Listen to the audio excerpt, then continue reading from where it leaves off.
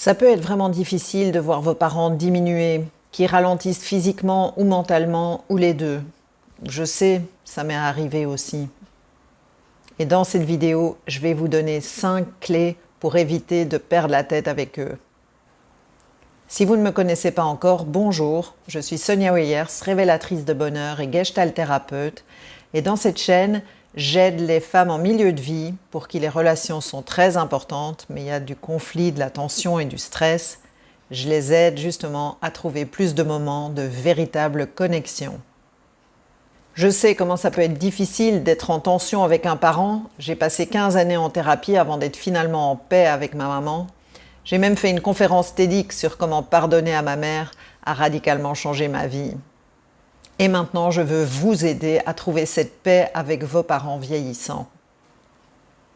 Vous avez peut-être des tensions de longue date avec vos parents, ou peut-être que c'est plutôt une irritation récente consécutive à leur déclin, ou peut-être encore qu'ils sont déjà décédés depuis un moment, mais que l'irritation persiste. Laissez-moi un commentaire pour me dire laquelle de ces situations ressemble plus à la vôtre, pour que je puisse créer plus de contenu pour votre situation spécifique. Mais l'irritation est réelle de toutes les façons, donc regardons rapidement les 5 clés pour éviter de perdre la tête avec tout ça. Ces 5 clés sont tirées du témoignage que j'ai écrit de l'accompagnement de mes parents durant leurs dernières années et des moments extraordinaires de connexion que nous avons partagés. La première clé, c'est d'oser la vérité. Parfois, on s'agace contre les choses parce qu'on ne veut pas regarder la vérité en face.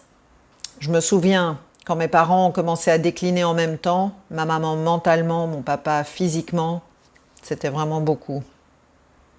Mais ce que j'ai fait de plus important, c'est d'oser ressentir tous les ressentis que cette situation m'évoquait. La seconde clé est de sincèrement partager. Vous pouvez partager la situation qui se déroule pour vos parents en ce moment, quelle qu'elle soit. Vous pouvez simplement partager du temps avec eux et aussi partager vos ressentis. En plein milieu du déclin de mes propres parents, c'est le fait d'avoir partagé nos ressentis qui nous a permis de partager certains de nos plus extraordinaires moments de connexion. Si vous avez du mal à ressentir toutes vos émotions, cliquez sur le bouton « J'aime » pour que je vous donne plus de contenu là-dessus. La troisième clé, c'est de chercher du soutien. Tout a dégringolé progressivement pour mes parents qui déclinaient en même temps, même si pas de la même façon. Et puisque je suis fille unique, il y a bien des fois où j'ai eu besoin de chercher du soutien.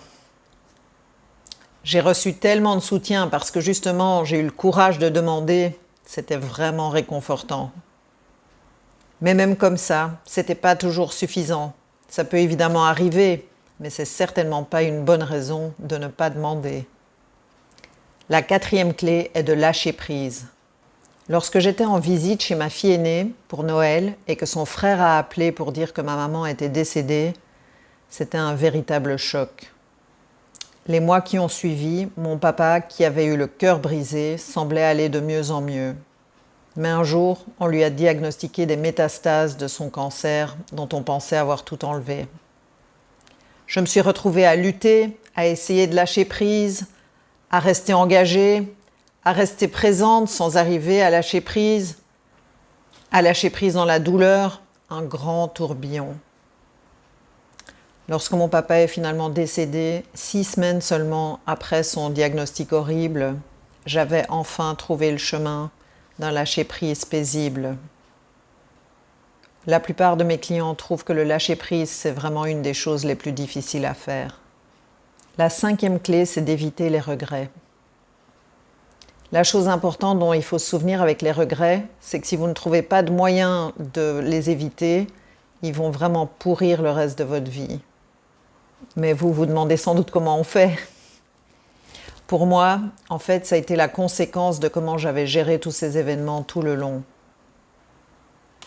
L'énorme bénéfice pour moi d'avoir osé la vérité, d'avoir sincèrement partagé, d'avoir cherché du soutien, d'avoir essayé ou cherché le lâcher-prise, c'est que je me suis retrouvée émotionnellement disponible pour ce qui a suivi. Et ce bénéfice-là est accessible pour vous aussi si vous suivez ces 5 clés. Si vous voulez en savoir plus sur comment j'ai géré tous ces événements, j'ai écrit un livre sur le sujet.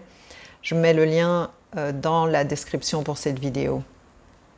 Si ces 5 clés ont été utiles pour vous, merci de vous abonner à ma chaîne et laissez-moi aussi un commentaire pour que je sache ce qui a été le plus utile pour vous.